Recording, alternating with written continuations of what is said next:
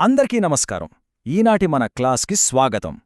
English రాసేటప్పుడు మనందరం సాధారణంగా చేసే తప్పులని పట్టుకుని వాటిని ఎక్కడికక్కడ సరిదిద్దడానికి మన వర్చువల్ రెడ్ పెన్స్ పట్టుకుని రెడీ అయిపోదాం.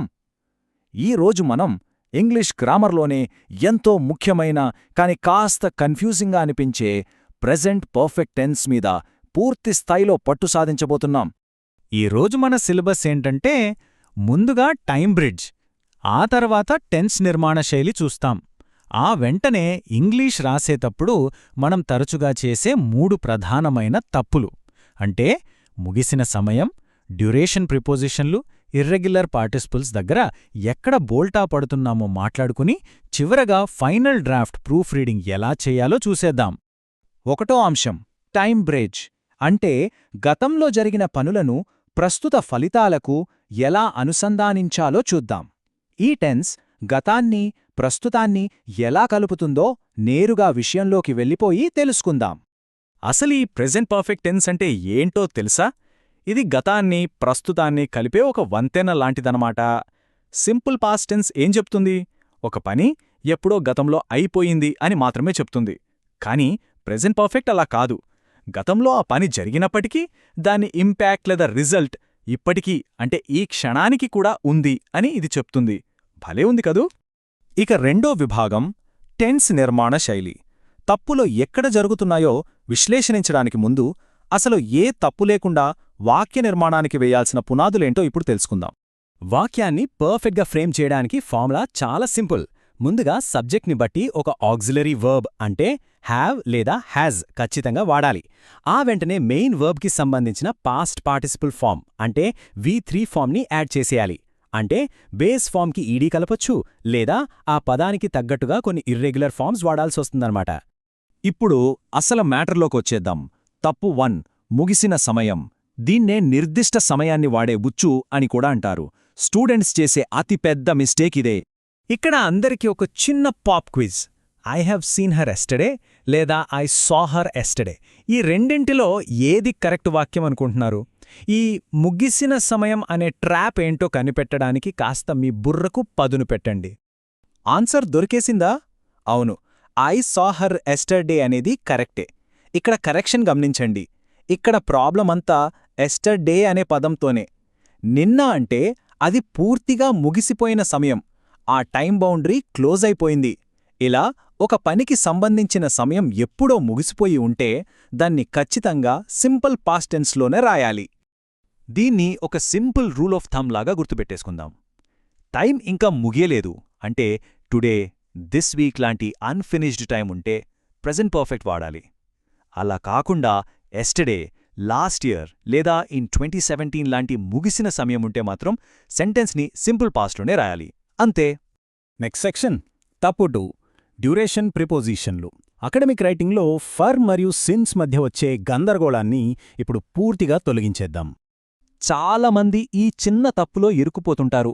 ఇక్కడ చూడండి, I have worked here since 5 years అనడం పూర్తిగా తప్పు. I have worked here for 5 years అనేది మాత్రమే కరెక్ట్. చూడ్డానికి 2 ప్రిపోజిషన్లు ఒకేలా అనిపించినా వాటి మధ్య ఉన్న అత్యంత కీలకమైన తేడా ఏంటో ఇప్పుడు రివీల్ చేద్దాం. దీని వెనకాల ఉన్న సింపుల్ లాజిక్ ఇదే. ఒక పని ఎంతకాలంపాటు జరిగింది అంటే క్వాంటిటీ ఆఫ్ టైం చెప్పడానికి ఫర్ వాడాలి. ఉదాహరణకు ఫర్ 2 years లేదా ఫర్ ఎ లాంగ్ టైం అన్నమాట. కానీ ఆ పని ఖచ్చితంగా ఎప్పుడు స్టార్ట్ అయింది అని టైమ్లైన్ మీద ఒక స్టార్టింగ్ పాయింట్ని ఎత్తి చూపడానికి మాత్రం సిన్స్ వాడాలి. అంటే సిన్స్ 2018, సిన్స్ ట్యూస్డే లాగా. ఈ ఒక్క వ్యత్యాసం తెలిస్తే చాలు కదా. ఐదో అంశం తప్పు 3 ఇర్రెగ్యులర్ పార్టిసిపుల్స్. పదాల రూపాలలో మనం పడే మార్ఫలాజికల్ గందరగోళం ఎలా ఉంటుందో చూసేద్దాం. ముచ్చటగా ఈ 3వ ట్రాప్ ఏంటో చూద్దామా. He has took my notebook. Students తరచుగా రాసే ఈ వాక్యంలో ఏంటి తప్పు? వాక్య నిర్మాణంలో ఎక్కడ తేడా కొడుతుందో ఒకసారి గమనించారా?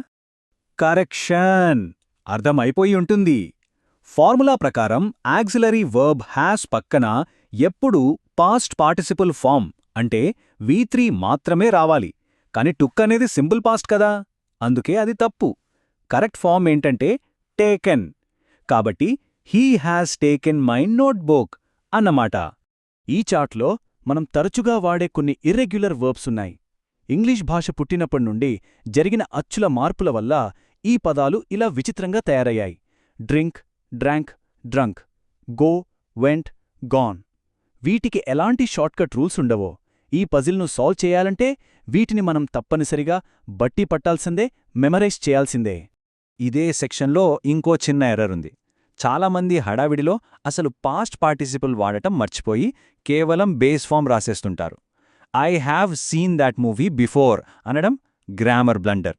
దాన్ని ఖచ్చితంగా I have seen that movie before అని మాత్రమే అనాలి. ఈ స్ట్రక్చర్ అస్సలు మిస్ అవ్వకూడదు. ఇక మన క్లాస్లో 6వ మరియు చివరి అంశం ఫైనల్ డ్రాఫ్ట్ ప్రూఫ్ రీడింగ్. ఎటువంటి తప్పుల్లేని పర్ఫెక్ట్ రైటింగ్ కోసం ఉపయోగపడే కొన్ని ముఖ్యమైన ట్రిక్స్ చూద్దాం. మనం ఒక ఎస్సేనో పేపరో రాశాక ఫైనల్గా ప్రూఫ్ రీడింగ్ చేసుకునేటప్పుడు ఈ పదాలు ఒక చీట్ షీట్ లాగా భలే ఉపయోగపడతాయి. Just, already, yet, ever, never, so far. ఇవన్నీ కూడా గతాన్ని ప్రస్తుతాన్ని కనెక్ట్ చేసే సిగ్నల్ వర్డ్స్. వాక్యంలో ఇవి కనిపిస్తున్నాయంటే అక్కడ ఖచ్చితంగా ప్రెజెంట్ పర్ఫెక్ట్ టెన్స్ వాడాలేమో అని మనకొక గట్టి క్లూ దొరికినట్లే. వీటన్నిటికంటే మించిన అల్టిమేట్ టెస్ట్ ఒకటుంది. ఎప్పుడైనా సింపుల్ పాస్ట్ వాడాలా లేక ప్రెజెంట్ పర్ఫెక్ట్ వాడాలా అని తలపట్టుకుంటున్నారా? అయితే ఈ ఒక్క ప్రశ్న వేసుకోండి. గతంలో జరిగిన ఆ పనికి ఇప్పటికీ ప్రాముఖ్యత ఉందా? దాని రిజల్ట్ ఇప్పటికీ కంటిన్యూ అవుతోందా? సమాధానం అవును అయితే ఇక అస్సలు ఆలోచించకుండా ప్రెజెంట్ పర్ఫెక్ట్ టెన్స్ వాడేయండి. ఇక్కడితో మన మాస్టర్ క్లాస్ పూర్తయినట్లే. ఫైనల్గా ఒక ప్రశ్న. మనం ప్రెజెంట్ పర్ఫెక్ట్ టెన్స్పై పట్టు సాధించేమా? ఈ ప్రశ్నలోనే మనం ప్రెజెంట్ పర్ఫెక్ట్ టెన్స్ వాడటం జరిగింది. గమనించారా? ఇలాంటి నిరంతర ప్రాక్టీస్తో, క్యూరియాసిటీతో ఇంగ్లీష్ రైటింగ్లో తప్పులన్నీ మాయమైపోతాయనడంలో ఎలాంటి సందేహం లేదు. మళ్ళీ మరొక ఇంట్రెస్టింగ్ క్లాస్తో కలుద్దాం.